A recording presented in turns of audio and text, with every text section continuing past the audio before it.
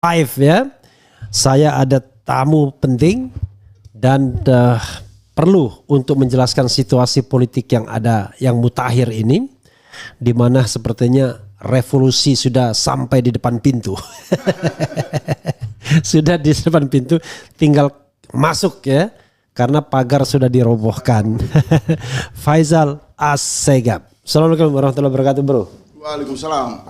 Apa kabar Partai Negoro? Baik, sehat. Baik. Ya, sahabat sekalian, saya mau share dulu ya sebelum kita melakukan percakapan ini, karena ini dipantau oleh agen-agen internasional.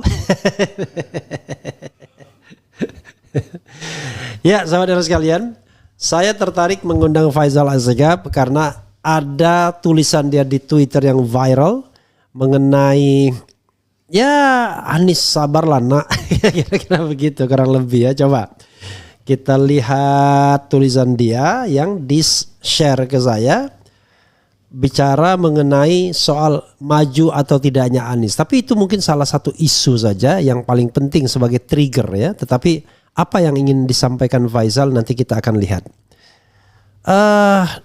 Ini judulnya dalam X ya. Sabar Pak Anies, rakyat menyimak intrik dan perilaku politik hipokrit elit partai. Tapi rupanya hari ini ketika dia datang ke sini, dia sudah bawa berita baru bahwa istana sudah pecah kongsi. Ada intrik di dalam istana dan it could be possible Anies bakal maju. Bro Faisal, silakan Anda mempertanggungjawabkan apa yang Anda tulis dan apa yang Anda katakan baru tadi. Silakan. Ya, kita membaca satu realitas yang sangat mendadak muncul di ruang publik. Arus gerakan mahasiswa yang begitu masif dan elemen-elemen rakyat yang berhadapan langsung dengan pertunjukan kesombongan dinasti Jokowi. Dan dalam 3 hari ini dan puncaknya kemarin ya, kita melihat di ruang publik bahkan media-media internasional memberitakan secara menyeluruh di berbagai kanal-kanal media sosial maupun media formalnya. Kemarahan mahasiswa dan rakyat menemukan satu musuh bersama, yaitu dinasti politik Jokowi. Dan hari-hari ini, jam-jam ini, sampai malam ini, semua media sosial mempersoalkan anak, mantu, istri, bahkan kelompok di lingkaran istana. Ini satu puncak kemarahan yang sangat luar biasa, yang harus dilihat secara serius oleh berbagai pihak, karena kemarahan ini berkaitan dengan perilaku kejahatan dinasti politik yang sudah sangat terus-menerus mempertunjukkan kesombongan, menabrak konstitusi, melecehkan nilai-nilai demokrasi dengan mengumumkan bahwa Jokowi adalah Raja Jawa dan jangan coba-coba melawan Raja Jawa, dan kemudian rakyat dan mahasiswa menunjukkan kemarahan kepada mereka. Apakah persoalan ini hanya berkaitan dengan keputusan MK? Saya kira tidak.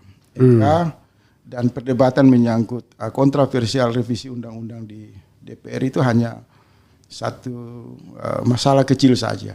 Tapi ini sudah akumulasi dari gelombang protes yang memang tertahan. Rakyat di tengah kemiskinan, di tengah situasi yang prihatin, hari-hari mereka dicabik-cabik oleh pertunjukan kekuasaan dinasti politik Jokowi. Dan sekarang kan kita lihat partai-partai yang mestinya tampil bersuara, mewakili suara rakyat, justru baris berbaris dan seolah-olah dirantai di istana menjadi bagian dari instrumen perbudakan politik demi melayani kepentingan 5 penjahat demokrasi, Jokowi, istrinya, 2 putranya, mantu dan lain-lain. Ini sudah berlangsung bulanan bahkan tahunan. Dari akumulasi ini kemudian juga muncul pemberitaan dan isu-isu yang mulai sensitif bahwa istana mengalami pecah kongsi. Karena publik bertanya setelah mereka mendukung Prabowo Subianto, apakah Prabowo Subianto yang diusung oleh rakyat, didukung oleh rakyat akan berpihak kepada skenario, bro, didekatkan mulutnya bro, skenario kepentingan Jokowi untuk melayani keluarganya, atau Prabowo berdiri bersama rakyat. Kalau membaca berapa jam lalu pernyataan orang-orang yang bisa dirujuk dengan kualitas informasi yang tersedia.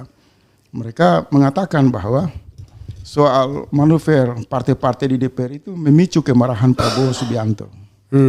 Maka publik berkesimpulan ada ketegangan, pecah kongsi, silang pendapat yang kuat di antara kubu Jokowi dan Prabowo. Nah ini juga terkait dengan proses transisi yang terlalu lama. Dalam proses pergantian presiden, ruang kosong ini berbahaya.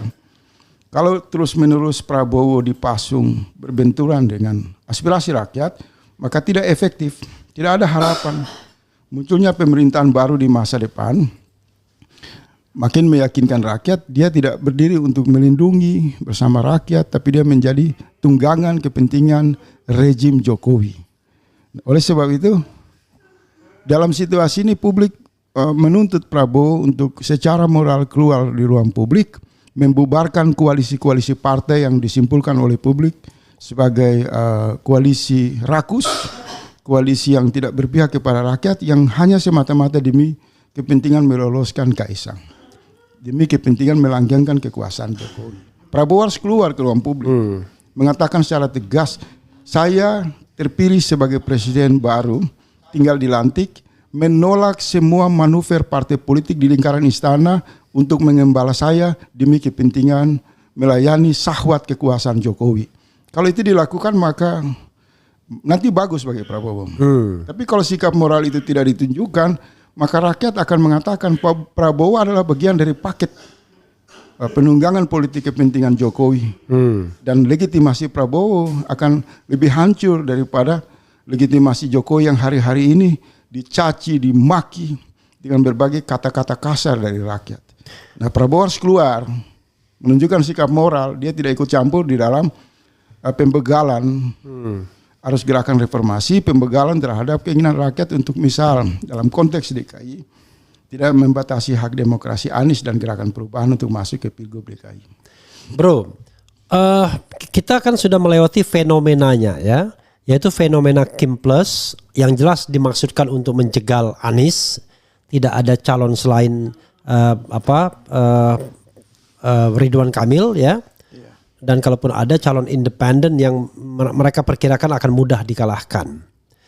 Pertanyaan saya, ini kalau kita lihat sekarang pecah kongsi, ini karena perkembangan terakhir ini, misalnya demonstrasi mahasiswa atau pembangkangan konstitusi dengan RUU Pilkada tersebut yang membuat Prabowo menjadi marah, atau sesungguhnya dari awal memang Prabowo tidak setuju dengan Kim Plus itu kerja, ini mohon maaf ya, mungkin kerjaan Dasko saja sama Jokowi. Apa analisis Anda atau kalau fakta yang Anda temukan? Begini, sejak keputusan MK meloloskan Prabowo, maka ada catatan kuat dalam perbincangan rakyat di ruang publik. Sorry, putusan MK meloloskan Prabowo, Gibran maksudnya? MK soal sengketa Pilpres. Oke, jadi sejak memenangkan memenangkan itu sejak MK meloloskan pencalonan Presiden Prabowo Subianto, maka reaksi publik yang muncul itu mengatakan, lebih khusus pada gerakan perubahan, kami menerima Prabowo terpilih sebagai presiden, tapi catatan yang paling tidak bisa dihapus adalah mereka menolak Gibran. Dan itu terjadi perdebatan yang terus menerus. Mereka berharap Prabowo dilantik sementara Gibran ditolak. Nah, tetapi dalam perjalanan kemudian muncul lagi semangat Jokowi untuk bukan hanya Gibran, memaksakan seluruh partai politik dan instrumen kekuasaan untuk meloloskan Kaisang. Nah, ini makin luka di hati rakyat. Gibran saja masalah, apalagi Kaisang. Akumulasi ini kemudian terjadi ledakan aksi protes mahasiswa yang selama ini tidur begitu lama, menemukan kesadaran moralnya bahwa mereka sadar negara ini tidak bisa untuk melayani kepentingan satu keluarga. Negara harus melayani kepentingan rakyat, harus taat kepada konstitusi. Maka turunlah ke jalan-jalan gerakan mahasiswa, ibu-ibu, rakyat dan seluruh elemen gerakan perubahan. Penolakan ini kemudian tidak lagi mempersoalkan masalah pilkada. Itu trigger saja. Tapi kalau membaca orasi, pernyataan-pernyataan sikap dari berbagai akademisi, kampus, jurnalis, elemen-elemen gerakan dalam energi perubahan, tuntutan mereka sudah menuju kepada satu kondisi darurat nasional. Mereka mengatakan adili Jokowi, adili Gibran, adili Kaisang. Mereka menumpahkan kemarahan dan mendesak rejim Jokowi segera diturunkan. Nah, desakan ini muncul di tengah ketidakpastian transisi, sehingga rakyat bertanya-tanya lagi, diamnya Prabowo ini apakah bersama Jokowi di balik layar, atau kemudian Prabowo masih tersisa moralnya untuk bersama-sama rakyat menegakkan konstitusi. Oke, menurut Anda? Kalau kita membaca manuver-manuver dari elit-elit partai, ada gambaran yang bias di sana. Ada kesan bahwa sebenarnya secara pribadi maupun Gerindra secara mayoritas, Partai Gerindra secara mayoritas tidak setuju terlalu jauh Prabowo dan Gerindra diseret untuk mengintervensi kebijakan-kebijakan yang menghambat, membegal, mencegal aspirasi publik. Dan dalam konteks DKI, seolah-olah Gerindra maupun partai-partai lain itu dipasung oleh Jokowi untuk menunjukkan dendam politik yang tidak berkesudahan kepada Anies Baswedan dan kelompok arus gerakan perubahan.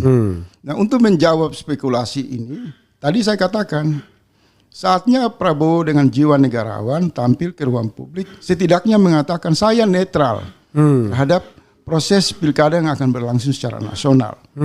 Dengan menyadari bahwa pada Pilpres kemarin saja luka terhadap rakyat itu sangat dalam, menyangkut isu kecurangan Pilpres. Nah, mereka khawatir kalau Prabowo tidak menunjukkan netralitas, jiwa negarawan, tampil secara moral yang kuat, mengirim pesan ke publik bahwa dia tidak ikut campur di dalam urusan pilkada ini, maka publik mengatakan Prabowo juga bagian dari kepentingan yang digembala oleh kekuatan dinasti politik. Tapi ada hal yang menarik.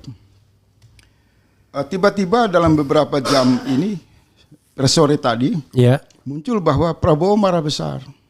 Prabowo tidak senang ketika melihat arus protes yang begitu besar atas manuver perwakilan elit partai di DPR. Munculkan pernyataan yang ramai hari ini bahwa Prabowo marah karena menganggap terlalu jauh menyeret partai-partai demi menjalankan misi kepentingan pribadi dan kelompok Jokowi itu dapat mendelegitimasi pembentukan pemerintahan di masa depan. Nah, tetapi di ruang media sosial yang muncul adalah darurat nasional, desakan meminta Jokowi diturunkan, Jokowi mengundurkan diri. Bahkan ada suara-suara dari kelompok akademisi yang secara mengerucut mengatakan harus dicekal ini Jokowi. Karena mereka trauma dengan kondisi Bangladesh, di mana arus massa begitu turun banyak meminta kekuasaan mundur, kemudian itu tidak bisa ditangani, presidennya kabur kan. Nah, supaya itu tidak terjadi seperti Bangladesh, situasi semakin tidak terkontrol, harus Prabowo keluar dulu. Dia mau berpihak kepada Jokowi yang hanya sungguh-sungguh untuk kepentingan pribadi dan keluarganya, atau dia bersama kekuatan rakyat yang hari ini bersatu dalam semua keragamannya menuntut Jokowi dimundurkan. Nah, kalau berbicara dalam konteks partai politik, konsolidasi 12 partai, saran saya soliditas itu jangan untuk melayani kepentingan Jokowi. Modal 12 partai yang koalisi itu segera di DPR sana atau melalui instrumen yang tersedia di MK mengeluarkan fatwa untuk percepatan pelantikan Prabowo. Karena rakyat sudah tidak percaya lagi.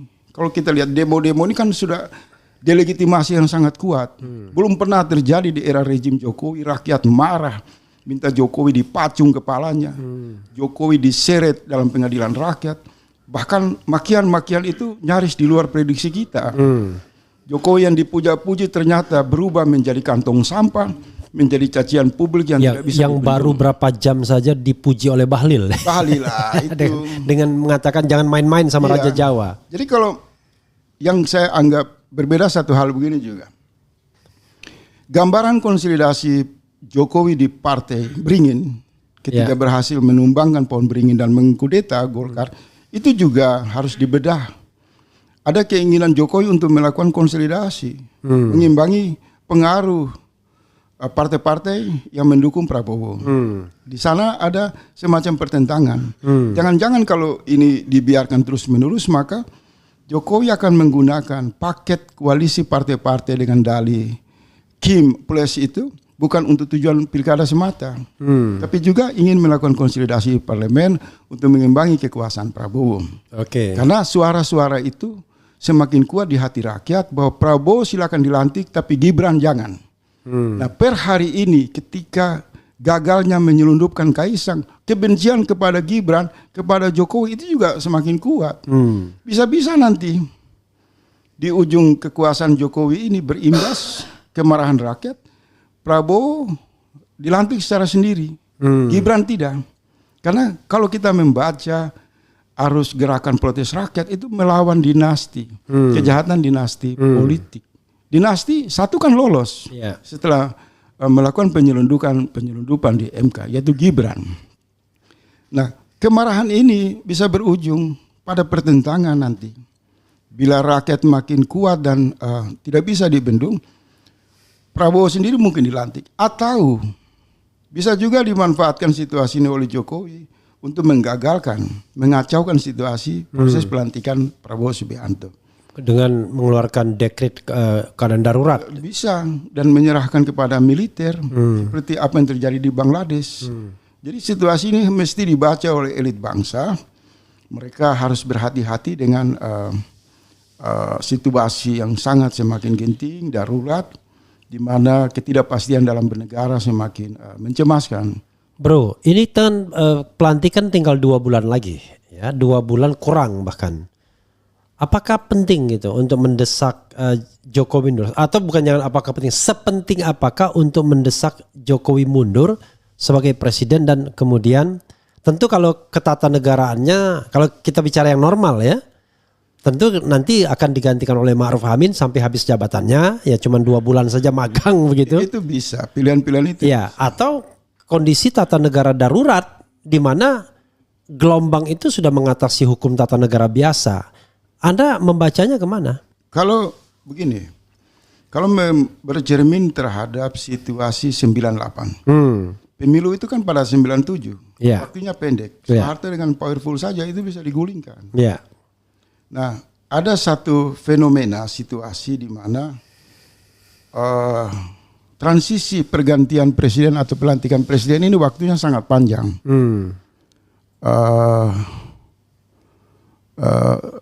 Mestinya kalau 2 paket, 2 kali putaran itu kan dihitung kan.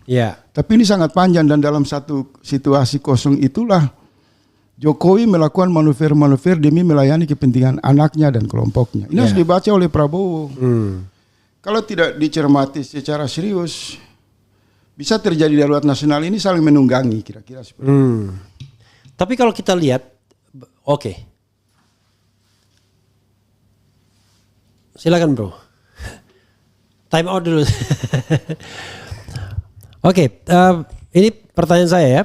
Saya borong aja pertanyaan biar Bro Faisal punya waktu untuk tarik napas ya. Di awal kita lihat bahwa ada kecenderungan bahwa Jokowi atau Prabowo saling menunggangi.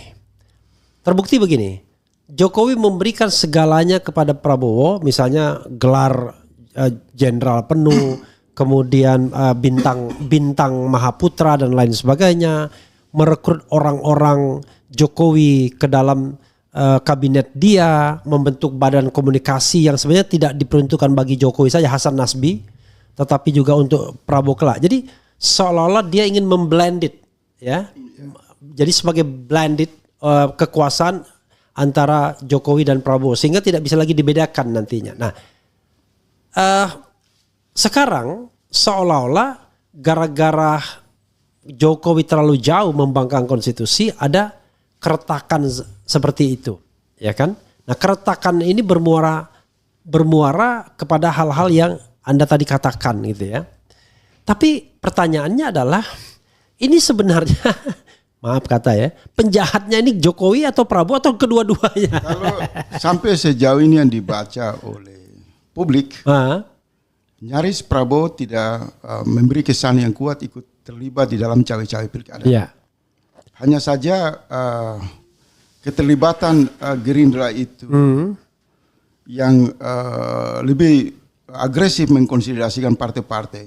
Dan Kimples yang terpusat di DKI itu menimbulkan spekulasi. Sebagian mengatakan Prabowo pasrah terhadap satu keinginan, tapi keinginan ini kemudian dipertanyakan oleh publik. Apakah ini kalkulasi politik Prabowo atau kepentingan Jokowi? Sampai hari ini rakyat berkesimpulan ini kepentingan ambisi Jokowi melayani Kaisang. Judul itu kan tidak bisa berubah. Dia kasih gula kepada Prabowo agar Prabowo tidak ganggu, kira-kira begitu. Kalau menggunakan istilah rakyat, Prabowo dianggap ikut tersandra. Kenapa ikut tersandra? Karena kecemasan Prabowo menanti proses pelantikan yang terlalu lama waktu. Dan semua pihak dari sisi hukum tata negara, dari politisi, dari kelompok-kelompok yang berbicara dalam kerangka kepentingan negara mengatakan kekosongan ini sangat berbahaya bagi gangguan pelantikan Prabowo Subianto. Dan di sisi lain kan ada juga desakan rakyat. Rakyat terus menerus konsisten mengatakan lantik saja Prabowo, tapi Gibran jangan. Karena Gibran dianggap bagian dari paket penyelundupan dinasti politik dalam pilpres yang dianggap curang dan ditolak secara moral. Nah, ini menarik emosi atau sentimen. Selain di ruang publik juga terjadi kisruh di pusaran istana. Sehingga kan muncul apa urgensi Jokowi memasang Bahlil untuk mengambil alih Golkar. Tentu itu bisa dijawab oleh publik dengan kecerdasan mahasiswa dan rakyat agar Jokowi memastikan Gibran tetap dilantik dan saat dia menjadi wakil presiden kelak tidak dievaluasi melalui instrumen penegakan hukum maupun instrumen politik di DPR. Jadi di sini kan kita lihat ambisi Jokowi itu tidak sekedar cawe-cawe di pilkada, tapi momen pilkada dijadikan oleh Jokowi untuk menghimpun seluruh aliansi partai politik untuk memastikan penguatan, satu menjaga dirinya turun dari kekuasaan tidak dikejar-kejar rakyat untuk dimintai diadili, kedua untuk memproteksi positioning Gibran sebagai wakil presiden. Bro, saya mau menyebut satu nama ya, karena ini kan analisis ya, kajian. Dasko ya, Mr. D. Tiba-tiba sosok ini begitu kuatnya dalam masa peralihan ini. Saya akan mengatakan masa peralihan. Sebenarnya ini orang bekerja untuk siapa? Tapi latar belakangnya begini sederhananya. Terakhir saja, dia yang mengundang rapat Badan Legislasi. Datanglah perwakilan Jokowi, Menteri Dalam Negeri. Tapi dia pula yang mengumumkan pembatalan. Dia pula yang ke Polda Metro Jaya untuk minta agar aktivis dibebaskan. Dia pula yang menjamin bahwa RUU Pilkada tidak akan diundangkan, tidak akan disahkan. Anda membacanya seperti apa ini? Sebenarnya kan kita tahu bahwa formalnya Dasko adalah wakil ketua DPR dari Gerindra dan ketua harian. Wajar Prabowo butuh ketua harian karena dia soal fisik dan lain sebagainya, apalagi sudah dilantik sebagai presiden. Tetapi terkesan bahwa kok Dasko lebih banyak bekerja untuk kepentingan Jokowi, atau jangan-jangan secara silent dia bekerja untuk kepentingan Prabowo juga, tapi Prabowo tidak menunjukkan bahwa di depan publik saya perintahkan Dasko. Silakan Anda mengeksplorasi soal Dasko ini. Soal peran Dasko ini kan saya mungkin dengan apa adanya harus mengatakan ke ruang publik. Saya pertama kali menyeret nama Dasko dalam komposisi aliansi atau koalisi partai politik di Pilkada DKI.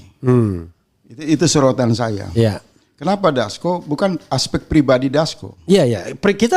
Saya sendiri belum pernah kenal. Tetapi Dasko dalam pengertian kewenangan yang diberikan kepada Prabowo dalam posisinya sebagai ketua harian Gerindra. Ini kita nggak punya hard feeling, personal feeling ya. Kita bicara tentang hal-hal yang kita amati. Oleh sebab itu, ketika kritik saya kepada sikap Gerindra yang dialamatkan kepada Dasko itu, agar jangan terlalu jauh terjebak dalam percaturan Pilkada DKI yang nanti berakibat tudingan publik seolah-olah Pak Dasko itu bukan mewakili Prabowo tapi mewakili Jokowi, maka kemudian di belakang layar, saya harus terbuka di sini, Pak Dasko itu mengkonfirmasi itu secara elegan kepada saya. Dia bersumpah bahwa tidak ada kepentingan pribadinya, tidak ada keinginan Gerindra untuk menjegal Pak Anies. Sorry, itu setelah Anda di iNews ya? Iya, iya. Jadi kan Anda kan sampai sempat mau diusir tuh di iNews sama Aiman. Gara-gara menyebut nama Pak Dasko. Ya, menyebut nama Dasko.